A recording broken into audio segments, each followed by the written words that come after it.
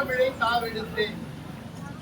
வேழ முகத்தோனே, வெற்றி தர வந்தோனே, ஆழ நயம் காட்டியார் முருகனே, செந்தில் முதல்வனே, மாயோன் மருகனே, ஈசன் மகனே, ஒரு கை முகன் தம்பியே, நின்னுடைய தந்தைக்கால் எப்பொழுதும் நம்பியே கை கொள்வேன் நான்.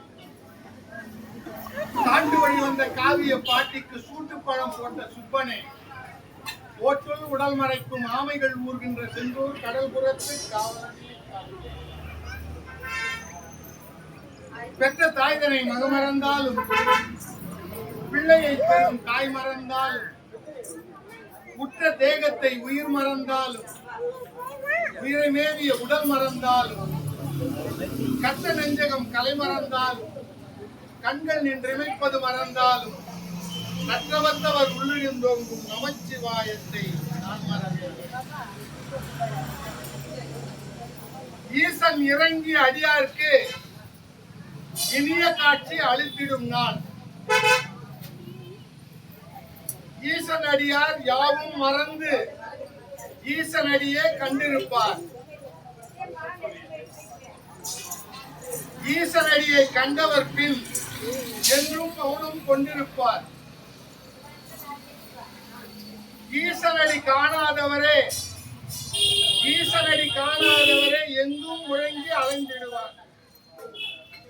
என்றும் ஈசன் திருவடிகள் இதய கமலம் சேர்ப்பீரேல், என்றும் கருணை பொங்கி எழும் இனிய உரைகள் உரைப்பீரேல், என்றும் ஏழை எளியவர்க்கு இயன்ற உதவி புரிவீரேல், என்றும் என்றும் வாழ்வில் இனிமையுடன் வாழ்வீரே அப்படின்னு ஒரு மந்திரம் சொல்லுது. இன்றைய தினம் மகா பிரதோஷம். என்ன அப்படி சனிக்கிழமை மட்டும் அவ்வளவு விசேஷம் சொன்னா, தேவர்களும் அசுரர்களும் பார்க்கடல கடந்த போது முதல்ல வந்தது ஆலகால விஷம். அவங்க பார்க்கடல கடைஞ்ச தினம் சனிக்கிழமை. அந்த சிவபெருமான் ஆலகால விஷத்தை சாப்பிட்டது அந்த சனிக்கிழமை அன்னைக்கு. அதனால நித்திய பிரதோஷம், வார பிரதோஷம், மாத பிரதோஷம், பிரளய பிரதோஷம், மகா பிரதோஷம். இந்த சனி பிரதோஷம் வந்து மகா பிரதோஷம் அப்படின்னு சொல்லுவாங்க. இந்த பிரதோஷ காலங்கள்ல சிவபெருமான் நந்தியம் பெருமானுடைய 2 கொம்புகளுக்கிடையே நர்த்தனம் ஆடுகிறார். சகல துஷ்ட பூதங்களையும் அடக்கி நர்த்தனம் ஆடுகிறார். பிரதோஷம்னா பகலின் முடிவு, இரவின் தொடக்கம். 4:30 மணிலேருந்து 6 மணி வரைக்கும் இதெல்லாம் இருக்கும். இந்த நேரத்துல நம்ம வந்து சிவசிவன் சொல்லணும். கோயில்ல வந்து கதை பேசுறதெல்லாம் இல்லை, அந்த சிவசுந்தரியோட இருக்கும். ஏன்னா சிவனோடு ஒருத்தன் தெய்வம் தேடியும் இல்லை, அவரோடு ஒப்பார் இங்கு யாவரும் இல்லை. அந்த சொல்றது கூட புண்ணியம் செஞ்சிருக்கணும். புண்ணியம் செஞ்சாலும் அந்த சிவசிவன் கூட சொல்ல முடியும்.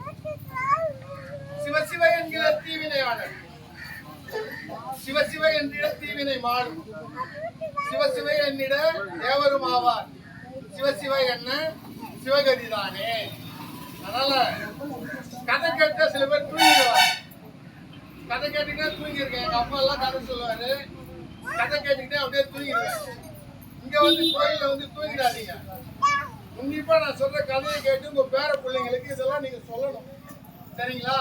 வெற்றிவேல் முருகனுக்கு, வேல் முருகனுக்கு, வேல் முருகனுக்கு, வேல் முருகனுக்கு.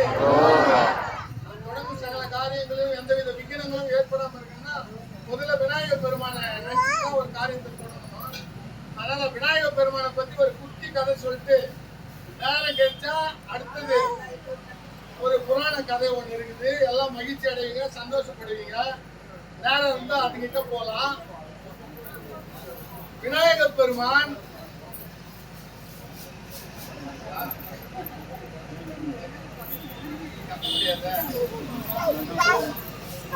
விநாயகர் பெருமான் பிள்ளை கடவுளான விநாயகர் பெருமான் ஒரு முறை வீட்டுல பூனை கிட்ட விளையாடிட்டு கேக்குதுங்களா? எல்லாம் கேக்குதா?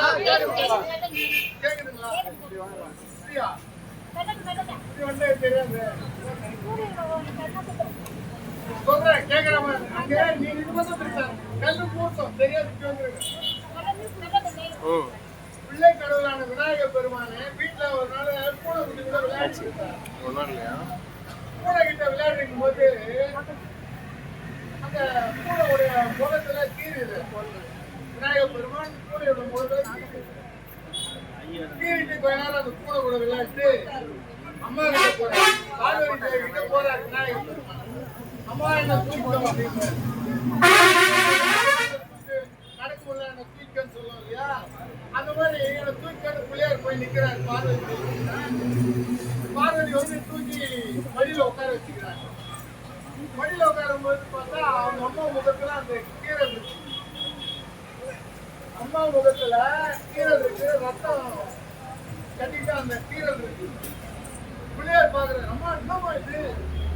காலையில பார்க்கும்போது நல்லா இருந்தீங்களே, இப்ப ஏன் வந்து இந்த மாதிரி இருக்கீங்க அப்படின்னு சொல்லிட்டு அம்மாவை பார்த்து கேட்கிறாரு. ஒண்ணு இல்லடான்னு சொல்லு.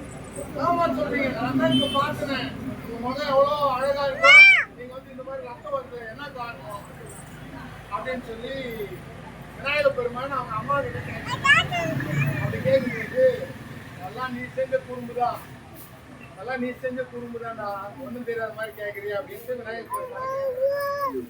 அம்மா என்னம்மா சொல்ற? நான் காலையில இருந்து உங்க கூட தான் விளையாடிட்டு இருந்தேன், இப்போ வந்து ஏன் குறும்புறேன்? நான் என்ன பண்ணேன்? விளையாட்டுக்கு முன்னாடி ஒரு பூனை குட்டி கூட விளையாடிட்டிய சும்மான தேனி மூஞ்சி பெறான்ட்டு.